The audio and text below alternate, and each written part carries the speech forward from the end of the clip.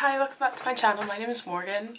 For today's video, I thought I would do kind of like a different style video, so I'm not going to be doing any makeup or anything. I am going to be starting on my Halloween makeup looks next week. So I thought for this one I would do kind of like things that I kind of use in all of my SFX makeup. So like a kind of like basic, affordable kind of starter kit for things like this. So a lot of this is stuff that I've kind of built up over time, and even then it isn't a lot because SFX stuff tends to be a lot more expensive than like regular makeup. But yeah, before I get started on it fully, if you want to subscribe, I'd really appreciate that. And if you want to follow like my Instagram or anything like that, it's all going to be linked down below. My Instagram, my Twitter, TikTok, things like that. And if you want to see like kind of all my Halloween looks, I'm going to be doing 31 different looks for the whole of October. If you want to see that, just follow my Instagram and you'll see them all. But yeah, I'm just going to get started. Everything I've got is kind of like stuff that I've just picked up here and there. And like I said, it really isn't actually that much, but it is like basic stuff that you can use, and you can kind of use most of it for everything. Like obviously prosthetics and stuff are like specific things. Like I have a couple of prosthetics. I've got prosthetics that I've made myself and stuff as well. So if you want like a video on like how to kind of make prosthetics, I wouldn't mind doing something like that as well. So I'm not going to be showing you kind of any specific prosthetics or like anything that's specific for like anything that's for certain looks. Like that, I'm going to just show you things that can be used for like everything.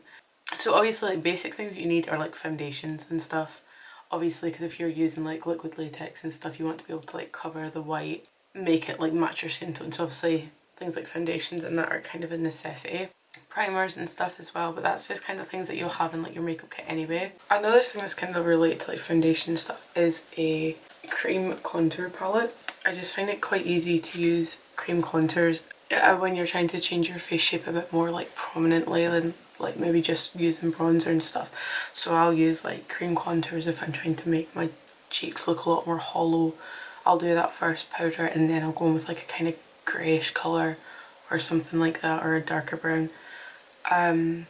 So I find like the cream contour palettes really helpful. Obviously you don't need to get kind of expensive ones. I got this as a gift and I really do love it, and when it runs out, hopefully, if KVD still do this, I'm going to get another one because I really do like it. But yeah, and staying on the thing of like cream palettes, a SFX palette, like one of these. So you can get loads of different brands. This is just the Revolution Pro one, but you get them from like Meron and like Ben Nye and stuff, and it's just, these just really help. Obviously it's got like kind of skin tones and stuff in it, but it's got like the reds, colours for like bruises, for cuts, things like that. So these are always really handy, and this one wasn't even that expensive. Another thing that most people probably already do have in their collection, but is a big colourful palette. So I like to use my James Charles one, but just a big palette with a ton of colours in it. They're just really helpful because obviously it's fine setting stuff with kind of a like translucent powder, but sometimes it can give it a kind of like washed out effect. So if you can set it with actual colours similar to the colours that you've used, it does really help. Obviously that comes with a lot of like skin tones as well that are maybe different to any bronzer shades I have, to do like kind of thin out cheeks and stuff. Colours for things like cuts and bruises, just to set it all. And so like things like that are really useful. But you can get like any palette. I've got loads of colourful palettes that aren't that expensive. Like I've got ones from Revolution, I've got ones from Beauty Bay and stuff. The James Charles one I think is quite affordable as well for what it is and for the quality that is, because compared to other Morphe stuff that I've used, the James Charles palette is a lot better quality. But then you can get like more expensive ones, like I've got the Carnival palette, that's really good as well. But I think that I like the James Charles one because it's not just all bright colours, it's got some neutrals, some kind of duller tones and stuff as well, so it does really help. Another one which almost everyone who does SFX makeup will have is liquid latex. So I just use the Smithy's one. I always get a big bottle of it. So this is 16 US fluid ounces, so it's 174 millilitres, and it's just really good to have loads of it because you end up using a lot more than I think you realise. So I always use that. And again, like, you can get other brands, you can get like Ben Nye and stuff, but I think the Smithy's one is actually really good, and this one's like ammonia free and stuff. But I think this one works out really well. So I always get one of these, but you can get like smaller versions of this as well. You don't need to get one this big, but obviously I do SFX makeup kind of regularly, so it's helpful. I also get big bottles of fake blood. So this one is just like kind of like watery, like you can hear it. It's just kind of like porey blood. So this one is, again, the same thing, 16 American fluid ounces, but that one's good for kind of just adding to cuts and stuff, especially if you want to make them look fresh and stuff, because they look wet with that. And it's like good if you're doing like a look where you've got like to have blood on your nose, because it does run. It does stain a little bit though. I think all fake blood, it doesn't stain as bad as other cheaper fake bloods that I've had, because I've like used them and then went to like the next day went to work and had like pink all over my face just because the blood stained so bad. But most do stain. And another one thing that I have is scab blood. I need a better one, so this is the Smithy's one, but I honestly wouldn't recommend it that much. I would recommend maybe like a more expensive brand, just because it's just, this one's quite dry and like I struggle to use it quite a bit. Like I really struggle to get it to like see, it doesn't look that bad there, but it does kind of come off a bit weird. Like I do struggle to use it a bit, but I would definitely recommend trying to get some scab blood. Like, this is a nice cheap alternative if you can't find any good ones, but I would recommend getting a more expensive one. But this also just kind of makes things like cuts and that look a bit older. It doesn't make them look as fresh. It kind of makes them look a bit more like congealed. Another thing that I use all the time is a like kind of white base. So this is like a white kind of foundation type thing.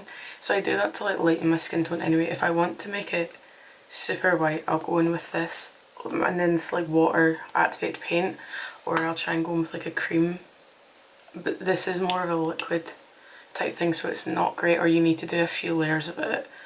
But I also like to use this if I'm trying to change my skin tone. Use one of these and a loose pigment. So that's another thing that I would recommend getting, is a load of loose pigments in any colours. You can't obviously get like a eyeshadow palette and kind of scrape off the colour, but I really don't like doing that and I find it really messy. So using a loose pigment is a lot better. So I like to do that, and I'll kind of mix like the pigment and the white base to get a kind of foundation to use. And you can use foundation for that as well, but I don't like to because it kind of changes the colour and stuff, and not every foundation is going to mix with the pigment well. But yeah, so that's obviously another thing that is good, is water activated paints. I would recommend, if you didn't want to get loads of them, is to get white and black and probably the primary colours, because you can mix them.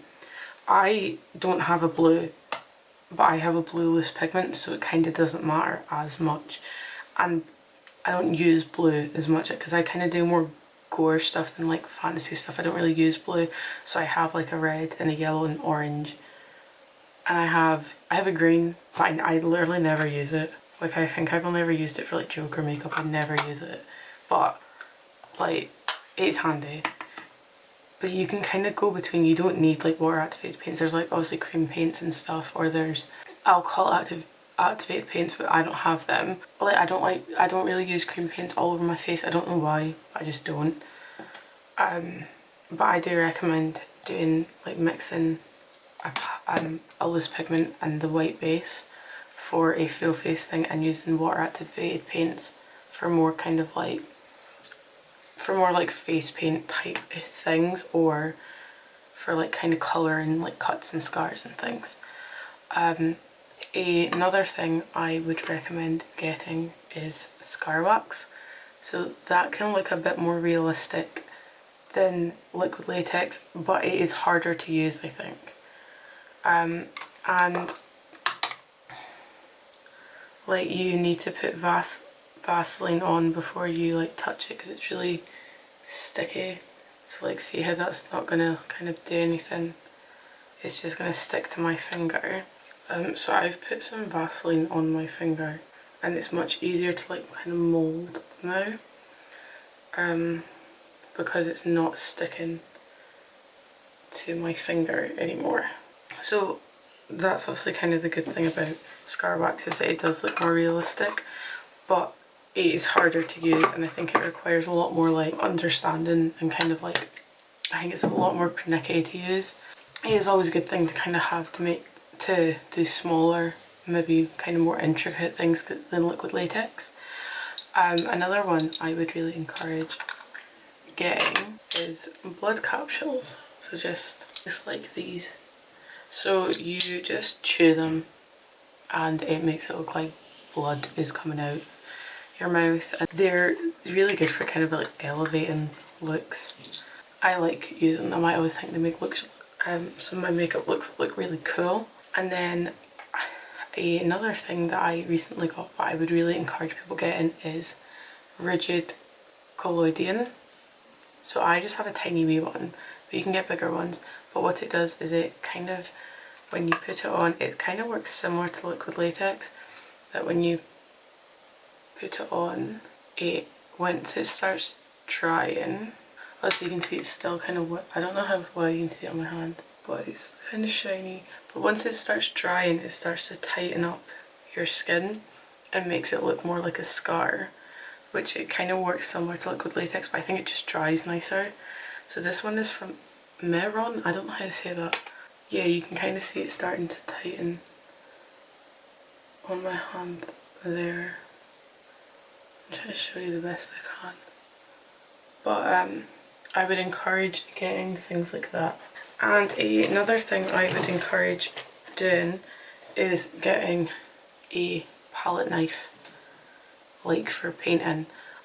This one I've used for painting and for SFX, which probably isn't the best, but I would really encourage it. But I would encourage this. I use this to kind of maybe smooth out like some latex and that I've got on my face. To kind of, I use this a lot when I'm using scalpel to kind of pick it out and put it on so it goes on properly. So I would encourage that. Old paintbrushes to keep in your thing. This one's absolutely ruined because I've just used it that much for latex, like it won't even bend anymore.